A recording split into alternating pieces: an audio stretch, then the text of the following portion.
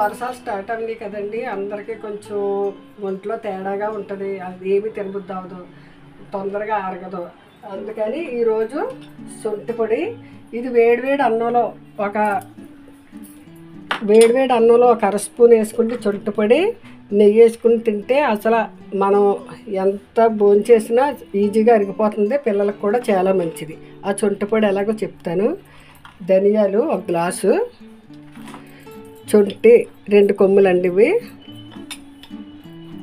ఎండుమిర్చి 12,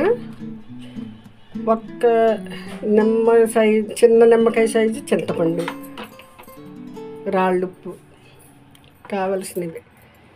ఇప్పుడు stove వెలిగించుకుందాము. Stove వెలిగించుకొని బాణీలు పెట్టుకుని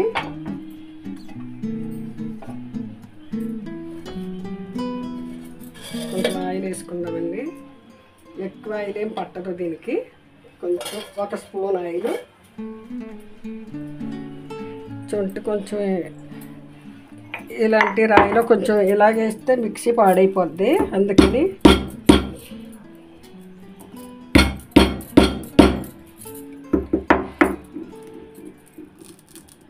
చాలా గట్టిగా ఉంటుంది ఇది. శొంఠి అంటే అల్లాన్ని ఉడకబెట్టి ఇలా తయారు చేస్తారంటండి.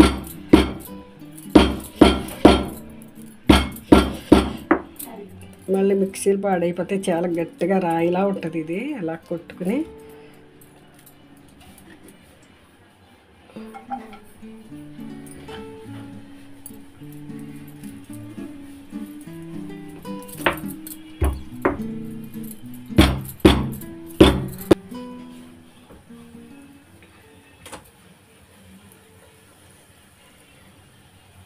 ఇప్పుడు ధనియాలు వేసుకుందామండి.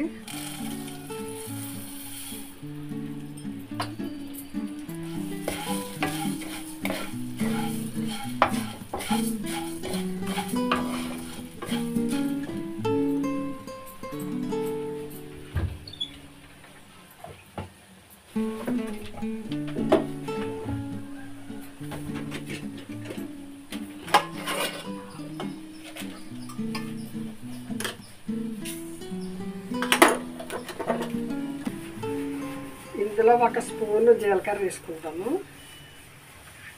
2 స్పూన్లు చాలు.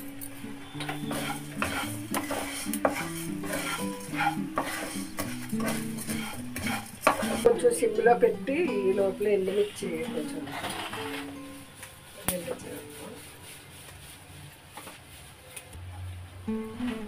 ఎండుమిర్చి వేసుకుంటాము.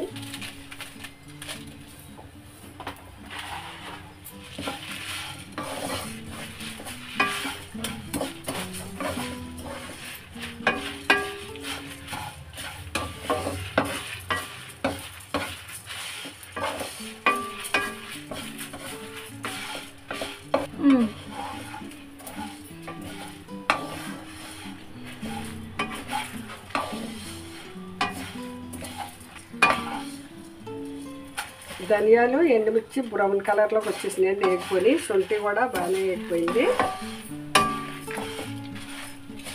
ఇప్పుడు స్టవ్ ఆఫ్ చేసేసుకున్నాం. చేద్దామండి. ఇప్పుడు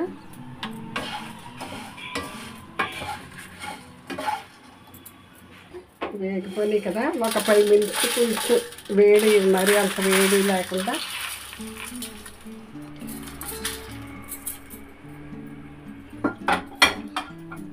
అన్నమాట. వేనా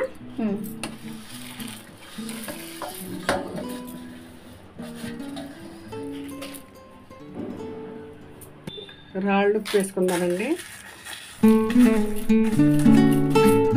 కప్పు.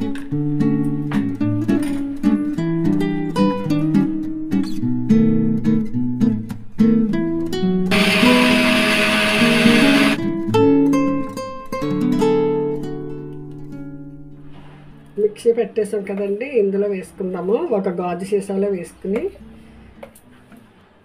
ఇది ఫ్రిడ్జ్లో ఏం పెట్టక్కర్లేదు, బయటే పెట్టి మనం పెద్దవాళ్ళమైనా పిల్లలమైనా ఫస్ట్ 1 అర స్పూన్ ఈ పొడి వేసుకుంటే, 1 స్పూను నెయ్యి కానీ గానుగ నూనె, పప్పు నూనె అంటారు కదా, అది కానీ వేసుకుంటే అస్సలు కడుపు గ్యాస్ పట్టడం కానీ అరగకపోవడం కానీ ఉండదండి. చాలా చాలా బాగుంటుంది మనకి. ఎంతో రుచికరమైన ఆరోగ్యానికి మంచిది ఇది సొంటి పొడి అంటే. ఎవరైనా పిల్లలైనా పెద్దలైనా సరే గ్యాస్ అది ఏమి ఉండదు, అరగపోవటం అది ఉండదు.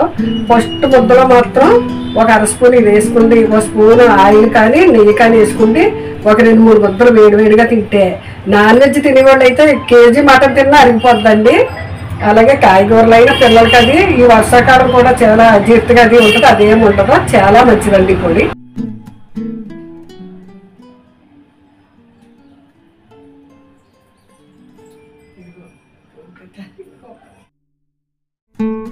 Thank you.